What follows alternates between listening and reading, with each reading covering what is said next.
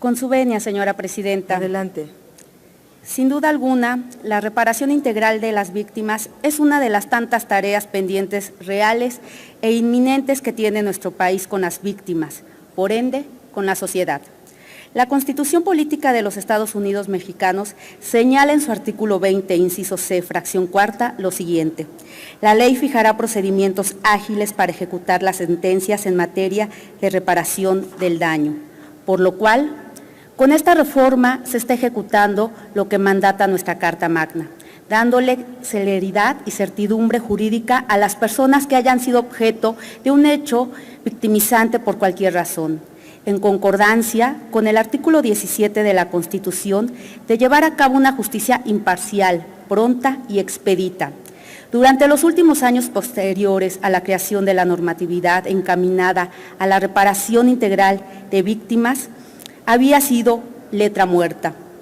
El Estado no ha tenido la capacidad de garantizar a las víctimas su desarrollo posterior al hecho, recuperar su forma de vida, de proporcionar una reparación integral que incorpore con las mismas o mejores condiciones a la sociedad. La Comisión Ejecutiva de Atención a Víctimas pareciera estar como un simple espectador, observando cómo crece constantemente el número de víctimas, registros y estadísticas, sin soluciones, mucho menos respuestas a miles de víctimas. Es gravoso que sigamos hablando de víctimas, cuando el Estado debe garantizar el bienestar de la población.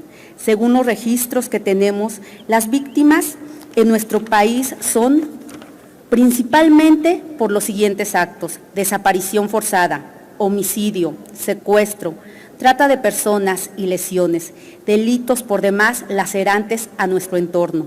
De acuerdo con el Registro Nacional de Víctimas, se recibieron más de 10,000 solicitudes para acceder a los recursos del Fondo de Ayuda, Asistencia y Reparación Integral por Compensación en el año 2018, lo cual refleja un índice menor de la realidad. Las víctimas que no están registradas se multiplican por numerosos y demás elevados. De estos registros, solamente se substanciaron el 10% y se dio respuesta a un 50% aproximadamente.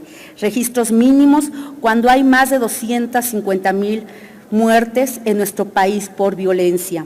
Sin embargo, debemos reconocer que el presente dictamen que reforma la Ley General de Víctimas es un avance sustancial en la búsqueda de mejores respuestas para las víctimas, para no aletargar la justicia reparativa.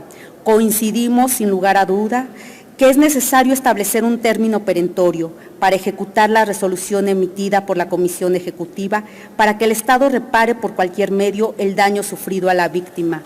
Por ello, el Grupo Parlamentario de Movimiento Ciudadano celebra el presente dictamen y lo votará a favor. La reparación integral a las víctimas es un tema que debe formar parte de la agenda legislativa de manera prioritaria, privilegiando así los derechos humanos. Entendemos que aún falta camino y mecanismos adecuados para acceder a la reparación del daño, procedimientos que se deberá establecer por lo menos la restitución de los bienes, el pago de los daños sufridos y en caso de no ser posible la restitución, se debe realizar un pago de su valor actualizado, tomando en cuenta las circunstancias de cada caso, la situación de vulnerabilidad de la víctima y la afectación del daño sufrido.